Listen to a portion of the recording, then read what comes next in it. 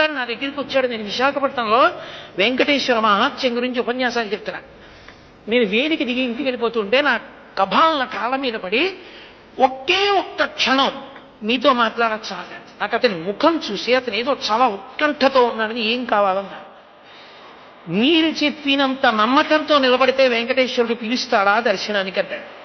నేను హామీ, ఖచ్చితంగా పిలుస్తాను, నేను మీరు చెప్పినట్టు బతికి చూస్తా. అతను ఒక 6-7 నెలలు పరమ ధార్మికంగా చక్కటి జీవనం చేశాడు. అతనికి తెలిసిండి వెంకటాచలం కొండ మీదకి వచ్చాడు. అతను వచ్చినట్లు నాకు తెలియదు.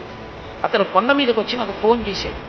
ఏమని ఫోన్ చేశాడంటే, నేను కొండ మీదకి వచ్చాను, మహాలఘు దర్శనం జరుగుతోంది, నిన్ను నమ్మి ధర్మాన్ని పట్టుకున్నాను. గురువుగారు చెప్పారు, ధర్మం పట్టుకుంటే నువ్వు దగ్గరికి తీసుకుంటా ఉన్నారు.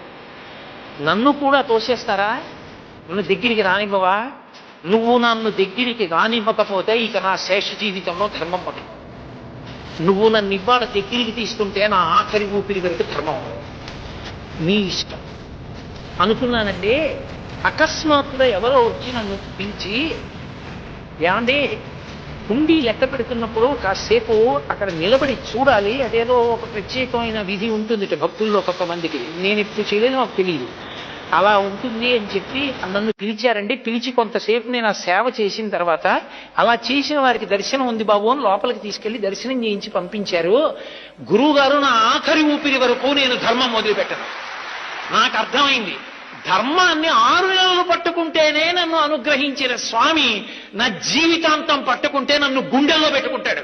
కాబట్టి నాకు ఇంకేం వద్దు గురువు గారు, నేను ఎంత పెద్ద పదవిలో ఉండనివ్వండి, నేను చేసే సంతకం ధర్మచక్రంలోకి ఇముడుతుందా అదొక్కటే చూసి పెడతా. నేను